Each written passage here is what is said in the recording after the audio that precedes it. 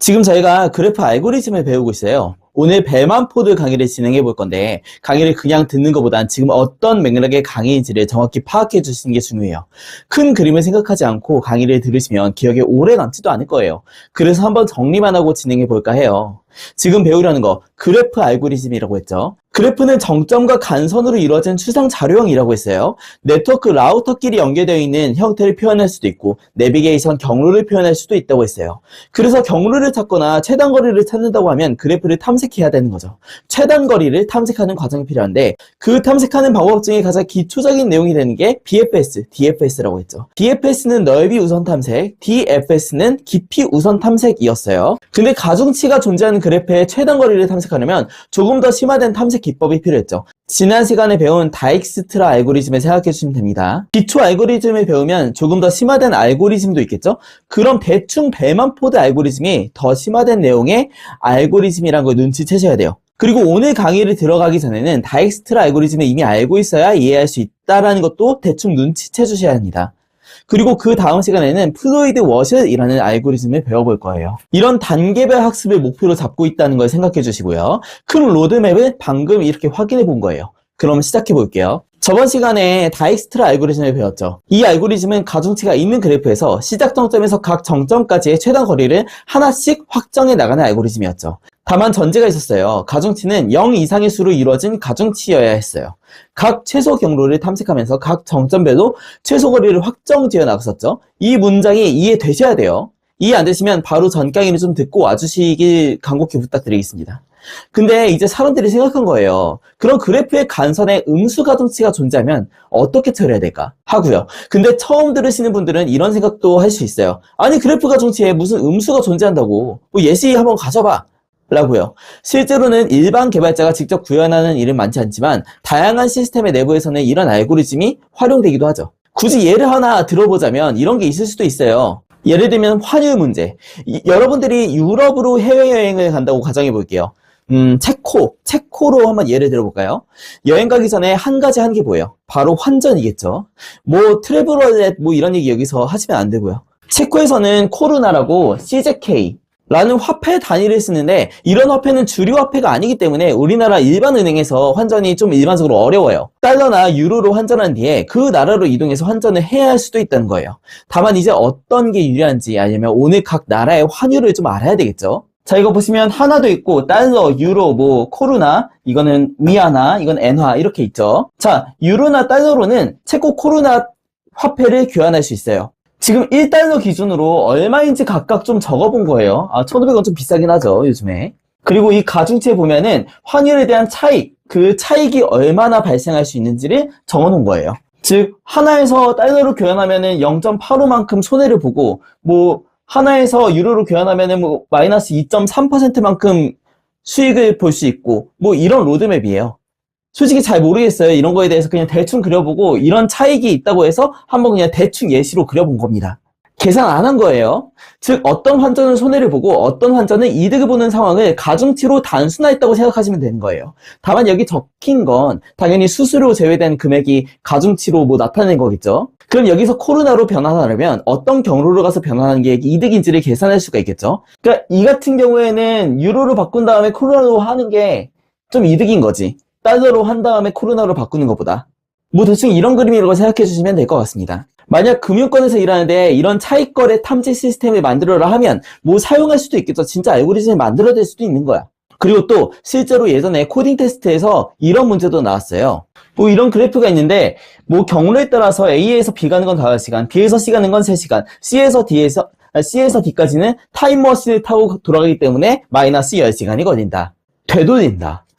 그래서 여기서 최소 경로를 구하시오. 뭐 그래프는 이거보다 더 복잡하겠죠. 그럼 이런 문제는 음수 가중치가 존재하기 때문에 다익스트라 알고리즘 적용은 어렵다는 거예요. 그래서 벨만포드 알고리즘으로 이용해서 해결해야 되겠죠. 두 번째 벨만포드 알고리즘. 짠! 자, 이 예시 그래프를 보시면 음수 가중치가 포함되어 있죠. 마이너스 4, 마이너스 1. 문제는 똑같아요. 이 A 정점이 첫 번째 정점이에요. A 정점에서 다른 모든 정점까지의 최소 비용을 구하는 것이죠. 다만 여기서도 기본적으로 알아야 할 기본 개념이 하나 있어요. 바로 벨만-포드 알고리즘은 음수 사이클을 감지할 수 있다는 거예요.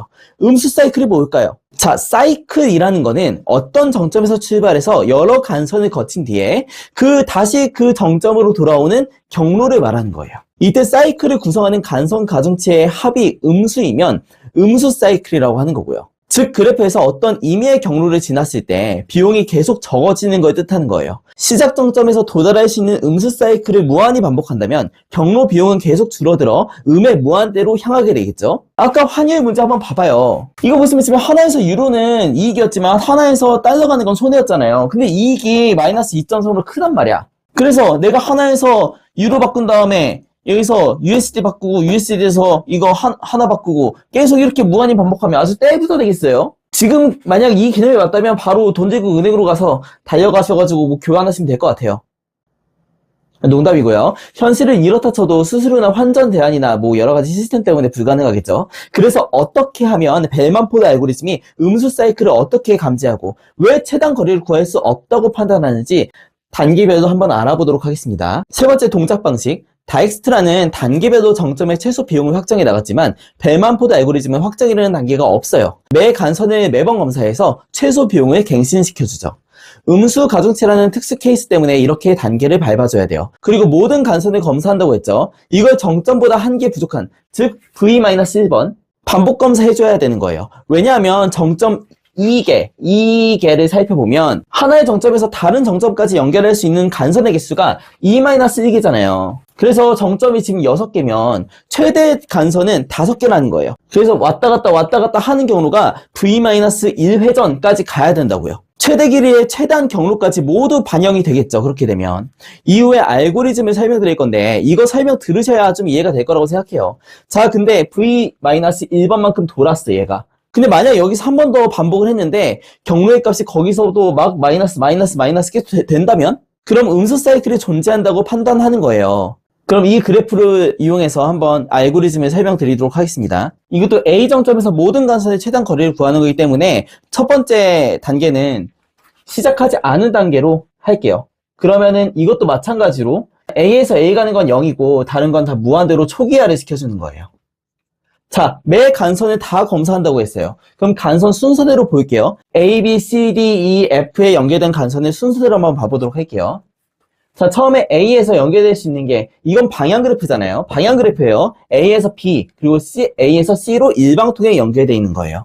A에서 B 연결되어 있는 거. 자, 보자. 얘가 8이에요. 8. C는 10이야.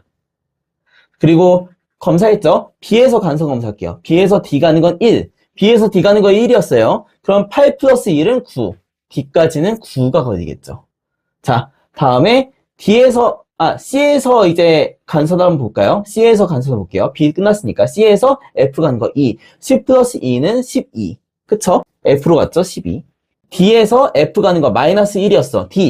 D에서 F 가는 거 마이너스 1. 자, D에서 F 가는 거. 자, 그러면은 9 빼기 1은 8이잖아. 근데 10이었잖아. 8이 더 적으니까 갱신시켜주겠죠. 8도. D에서 C 가는 거 마이너스 4였어.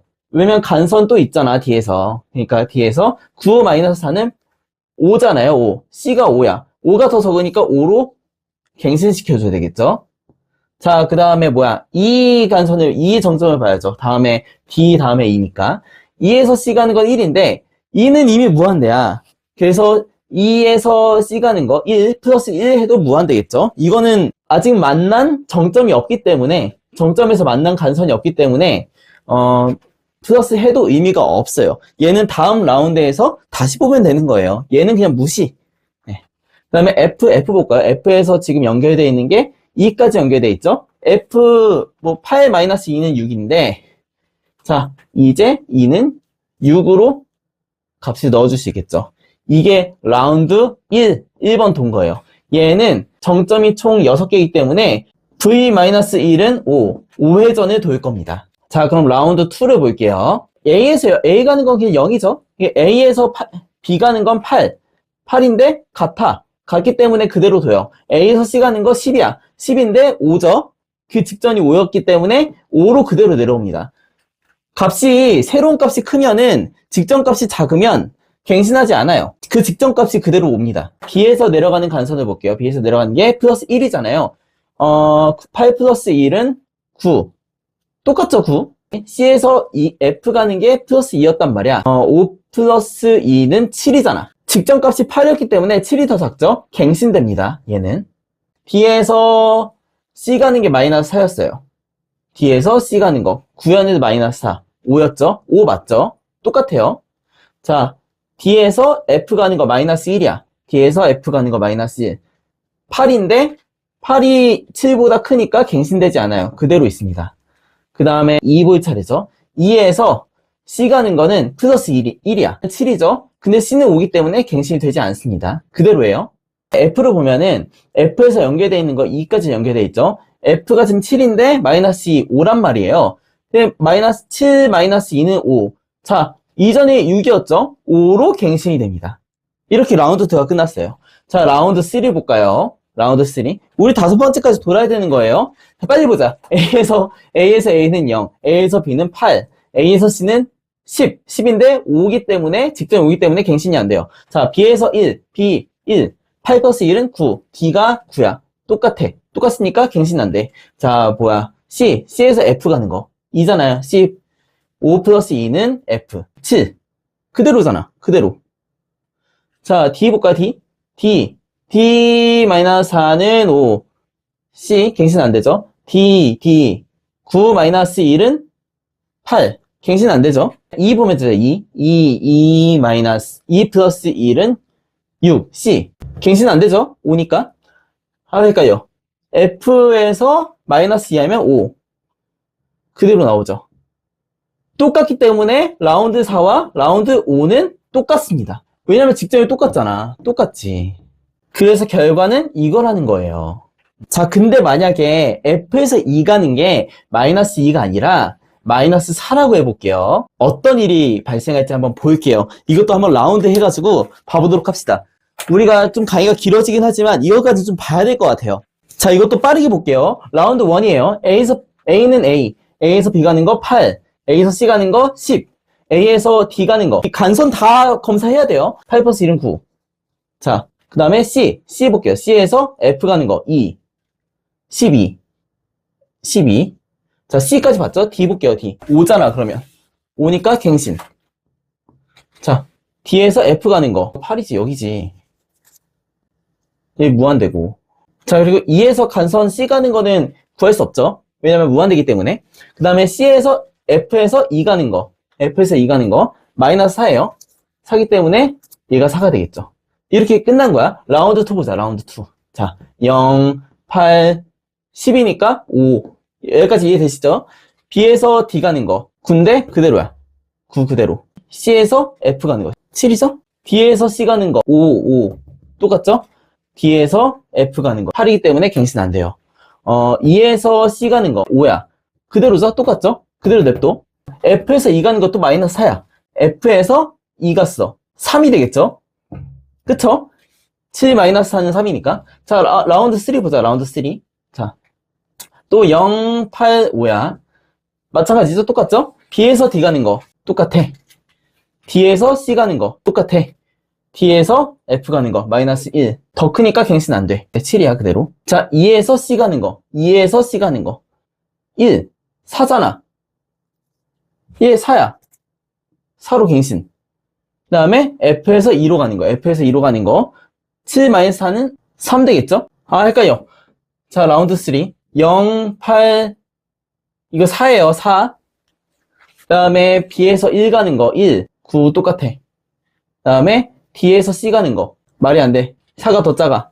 D에서 F 가는 거. 마이너스 1. 얘가 더 작아. 자, 그다음에 C에서 F 가는 거. 플러스 2. C에서 F 간다. 6으로 갱신되죠? 6으로 갱신됐어. 그래서 2에서 C 가는 거. 플러스 1이야. 4 똑같죠? 그리고 F에서 2로 가는 거. 마이너스 하기 때문에 2가 됐어. 또 줄었죠? 라운드 5 볼까? 0, 8, 4 똑같아. 어떻게 돼? B에서 D 가는 거. 9야. 자, C에서 F 가는 거 플러스 2, C에서 F 가는 거 플러스 2 똑같죠? 자, D에서 C 가는 거 마이너스 4, D에서 C 가는 거 마이너스 4 말이 안 돼. D에서 F 가는 거, D에서 F 가는 거 말이 안 돼. 2에서 C 가는 거 3이잖아. 얘 갱신이잖아. 얘 갱신. 3 갱신. 다음에 F에서 E 가는 거. 아씨, 이거 6이지. 똑같이 2죠. 자, 원래 여기까지 V-1도니까 5번 도는 거니까 이게 맞는데, 만약에 여기서 한 번 더 돌았을 때 감소되는 값이 있으면 음수 사이클이 존재한다는 거예요. 우리가 육안으로만 봤을 때도 이렇게만 돌아도, 이렇게만 계속 돌아도 마이너스 1이 계속 된단 말이야. 무한대까지 간단 말이에요. 그럼 R6은 뭐 0, 8 지금 규칙 보면은 뭐 이렇게 되겠지. 여기 1도 되겠지. 이렇게. 뭐 안 해봤는데 뭐 대충 이렇게 될 거예요. 규칙 보니까 이렇게 될 것 같아. 지금 계속 감소된단 말이에요. 그럼 음의 사이클이 존재한다라고 판별하고 벨만 포드를 사용해서 봤을 때 이 그래프는 최단 거리를 구할 수 없는 그래프입니다. 이렇게 나오는 거예요. 그래서 여기서 하나 더 말씀드리자면 이 벨만 포드도 결국 구현하는 것까지 생각을 해주셔야 되는데 이전 강의에서 다익스트라 알고리즘 같은 경우에는 인점 리스트를 사용해서 구현하기 편하다고 얘기 드렸었어요. 그럼 이 벨만 포드 알고리즘 제가 설명드린 걸 떠올려보자면 모든 관선을 계속 검사했잖아요. 반복하면서요. 아까 이렇게 검사했다가 2에서 C 가는 거 처음 라운드에 봤을 때 무한대에서 1 더하잖아요. 순서가 상관없다니까요. 그냥 V-1까지 했을 때 딱 최단 거리를 구한 거고 한 번 더 돌면은 음수 사이클이 나오는 거예요, 그냥. 그럼 전체 간선을 계속 봐야 되는 거니까 간선 리스트로 구하는 게 편하겠죠? 이해되시죠? 그럼 시간 복잡도를 한번 확인해 볼게요. 자, 네 번째 시간 복잡도. V-1만큼 반복해서 매 간선을 검사한다. 당연히 얼마나 걸리겠어요? 우리가 V-1만큼 반복하고 매 간선을 2를 반복하면 V가 정점이고 2가 간선이잖아요. 이건 아시죠? 매번 2를 이만큼 반복을 해야 되는 거니까 V1 곱하기 2겠죠? 당연히 5로 이렇게 묶일 거고 여기서 상수를 제거하면 5V2가 되겠죠. 이게 시간 복잡도입니다. 쉽죠? 그럼 정리해 볼게요. 자, 그래프를 탐색하고 최단 경로를 찾아내는 알고리즘을 계속 보고 있다는 걸 생각해 주셔야 돼요. 처음에 가중치가 없는 그래프는 BFS로 쉽게 탐색했지만 가중치가 있다면 다익스트라 알고리즘을 사용했죠. 다만 이 가중치의 음수가 존재하면 오늘 배운 벨만 포드를 사용해 주시면 되죠. 이런 발전 과정 히스토리를 생각하시면서 큰 그림을 머릿속으로 항상 그려주셔야 돼요. 각각의 알고리즘에 대해 인접 행렬, 인접 리스트, 간선 리스트 중에 어떤 걸 사용해서 구현하는 게 유리한지도 생각을 해주셔야 돼요. 다음 시간에도 비슷한 형태인 플루이드 워셔를 살펴볼 건데 잠깐 예고를 드리자면 여태까지 하나의 정점에서 각 정점의 최소 비용을 구했다면 이 플루이드 워셔이라는 친구는 모든 정점에서 모든 정점의 최소 비용을 구하는 알고리즘이에요. 그럼 오늘은 여기서 마치도록 할게요. 끝!